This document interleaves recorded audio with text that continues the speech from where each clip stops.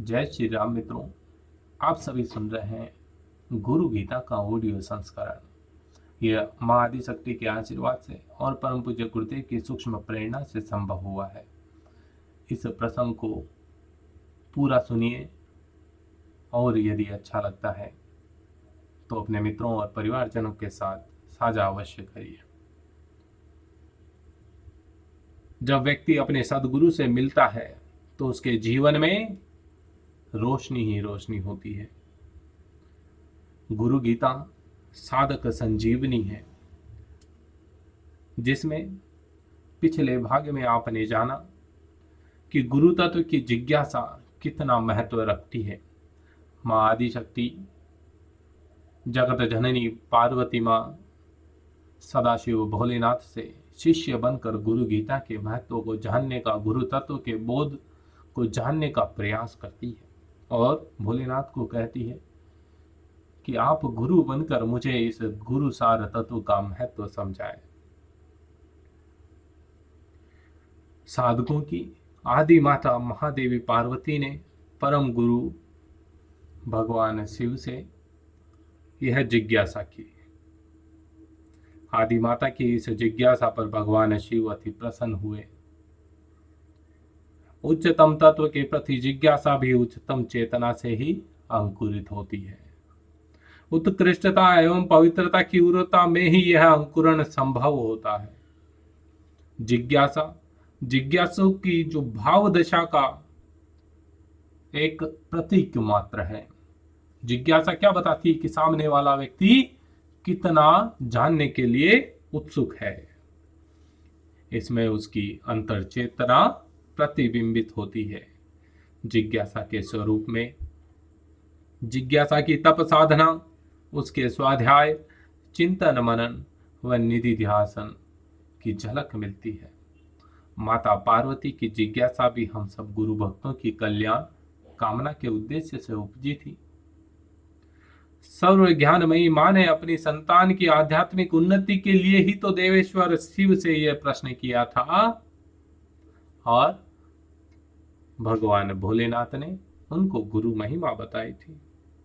माता पार्वती ने शिष्य बनकर भगवान भोलेनाथ से पूछा तो भोलेनाथ ने माता पार्वती को कहा, मम रूपासी देवित्वम त्वत् प्रियतर्थ वदामहि लोकोपकारकः प्रश्नो न केनापि कृतपुरा दुर्लभम त्रिषु लोकेषु तत्र शृणवशु वदाम्यहम् गुरुम विना ब्रह्म नान्येत सत्यम सत्यम वराने। अर्थात, हे देवी, आप तो मेरा अपना स्वरूप है। आपका यह प्रश्न बड़ा ही लोकहितकारी है। ऐसा प्रश्न पहले कभी किसी ने नहीं पूछा। आपकी प्रीति के कारण इसके उत्तर को मैं अवश्य कहूंगा। हे महादेवी, यह उत्तर भी तीनों लोकों में अत्यंत दुर्लभ है, परंतु इसे मैं कहूंगा, आप सुने। सद्गुरु के सिवाय कोई ब्रह्म नहीं है। हे सुमुखी, यह सत्य है और अटल सत्य है। भगवान शिव के इस कथन से गुरु और शिष्य की अनन्यता, एकात्मता और तादात्म्यता प्रकट होती है। गुरु और शिष्य अलग अलग नहीं है, बस उनके शरीर अलग अलग दिखते हैं। उनकी अंतर चेतना आपस में घुली मिली होती है। सच्चा शिष्य गुरु का अपना स्वरूप होता है। उसमें सद्गुरु की चेतना प्रकाशित होती है। शिष्य के प्राणों में गुरु का तप प्रवाहित होता है। शिष्य के हृदय में गुरु की भावना का उद्रेक होता है। शिष्य के विचारों में गुरु का ज्ञान प्रस्फुटित होता है। ऐसे गुरुगत प्राण शिष्य के लिए कुछ भी अधेय नहीं होता। सद्गुरु उसे दुर्लभतम तत्व एवं सत्य बनाने के लिए सदा सर्वदा तैयार रहता है। शिष्य के भी समस्त क्रियाकलाप अपने सद्गुरु की अंतर चेतना की अभिव्यक्ति के लिए होते हैं। भगवान शिव का जो कथन है वह अंतिम सत्य है। गुरु ही ब्रह्म है। यह संक्षिप्त कथन बड़ा ही सारभूत है। इसे किसी बौद्धिक क्षमता से नहीं, भावनाओं की गहराई से समझा जा सकता। इसकी सार्थक अवधारणा के लिए शिष्य की छलकती भावनाएं एवं समर्पित प्राण चाहिए। जिसमें यह पात्रता है वह आसानी से भगवान भोलेनाथ के कथन का अर्थ समझ सकेगा। गुरु ही ब्रह्म ने अनेकों गूढ़ार्थ समाये हैं। ये कथन जो है बड़ा गूढ़ रहस्य वाला है कि गुरु ही ब्रह्म है। जो गुरु तत्व को समझ सकता है, गुरु तत्व की समझ रखता है, वही ब्रह्म तत्व का भी साक्षात्कार कर सकता है। सदगुरु कृपा से जिस दिव्य दृष्टि मिल सकी वही ब्रह्म का दर्शन करने में सक्षम हुआ। अन्यथा भटकते रहो इस माया जाल में, इस सांसारिक जीवन में। इस अपूर्व दर्शन में दृष्टा, दृष्टि, दर्शन सब एकाकार हो जाए। शिष्य, सदगुरु और ब्रह्म तत्व के बीच सभी भेद अपने आप मिट जाते हैं। यह सत्य सूर्य प्रभाव की तरह उजागर हो जाएगा। सदगुरु ही ब्रह्म है और ब्रह्म ही अपने सदगुरु के रूप में साकार है। भगवान भोलेनाथ आगे कहते हैं, वेद शास्त्र पुराणानि इतिहासादिकानि च मंत्र यंत्रादि विद्याश्च स्मृति रुच्चाटनादिकम शैव शाक्तका घमादीनि अन्यानि विविधानि च अपभ्रंश कराणी है जीवाना भ्रांत चेतसा।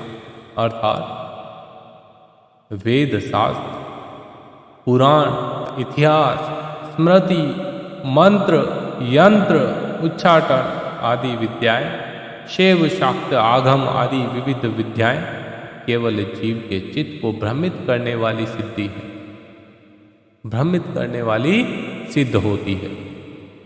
विद्या कोई हो, लौकिक या आध्यात्मिक, उसके सार तत्व को समझने के लिए हमेशा गुरु की आवश्यकता होती है। विद्या के विशेषज्ञ गुरु ही उसको बोध कराने में सक्षम और समर्थ होते हैं। गुरु के अभाव में अर्थवान विद्याएं भी अर्थहीन हो जाती है। इन विद्याओं के सार और सत्य को न समझ सकने के कारण भटकन ही हाथ लगती। हमें भटकना ही। उच्च स्तरीय तत्वों के बारे में पढ़े गए पुस्तकीय कथन केवल मानसिक बोझ बनकर रह जाते, वह हमारे लिए एक भारभूत हो जाते। जितना ज्यादा पढ़ो उतनी ही ज्यादा भ्रांतियां घेर लेती। गुरु के अभाव में काले अक्षर जिंदगी में कालीमा ही फैलाते हैं। हाँ, लेकिन यदि गुरु कृपा आपके साथ हो तो ये काले अक्षर आपके लिए रोशनी के दिए बन जाते हैं। चीन में एक महान संत हुए, शीन हुआ।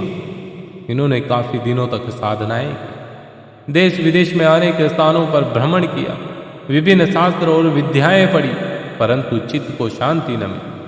सालों साल के विद्याभ्यास के बावजूद अविद्या की भटकन एवं भ्रांति यथावत बनी रही।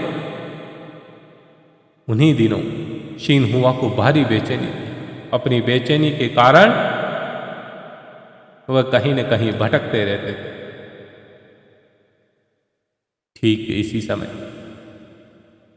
उनकी मुलाकात बोधि धर्म से हुई।